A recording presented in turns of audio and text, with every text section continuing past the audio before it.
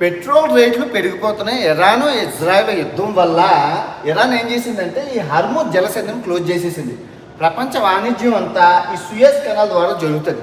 కానీ ఈ అరబ్ కంట్రీలు ఏవైతే ఉన్నాయో సౌదీ, కువైటు, ఒమాను, ఖతారు, ఇరాన్ నుంచి వచ్చే క్రూడ్ ఆయిల్ ఈ ఏషియాకు అమ్ముకుంటుంది ఈ హర్మూజ్ జలసంధి ద్వారా.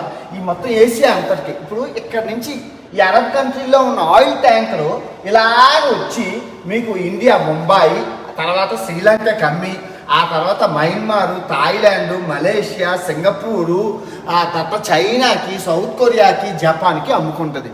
ఇప్పుడు ఇది క్లోజ్ చేసేయడం వల్ల విపరీతంగా ఆయిల్ రేట్లు ఏవైతే ఉన్నాయో అవి పెరిగిపోతాయి. చూడండి, యుద్ధాల వల్ల ఎవరికీ లాభం లేదు, అందరికీ నష్టాలే. ఈ ఇరాను ఇజ్రాయెల్ కొట్టుకోవడం ఏంటి, మధ్యలో పెద్దాన్ని అమెరికా వచ్చి బాంబులు వేయడం ఏంటి, ఈ జలసంధి క్లోజ్ చేసిన ఏంటి, మనకు నష్టాలు కలగడం ఏంటి, హీరో విలను కొట్టుకొని కమీడియన్ చంపిస్తున్నట్లు వాళ్ళిద్దరూ కొట్టుకొని మన ప్రపంచానికి ఎంత నష్టం. చూడండి, పెట్రోలు డీజిల్ అమాంతంగా పెరిగిపోతాయి. ఎప్పుడు మరి ఓపెన్ చేస్తారో బేగా ఓపెన్ చేయాలని కోరుకుందాం. భారతదేశం, ఆసియా దేశాలన్నీ బాగుపడాలని కోరుకుందాం.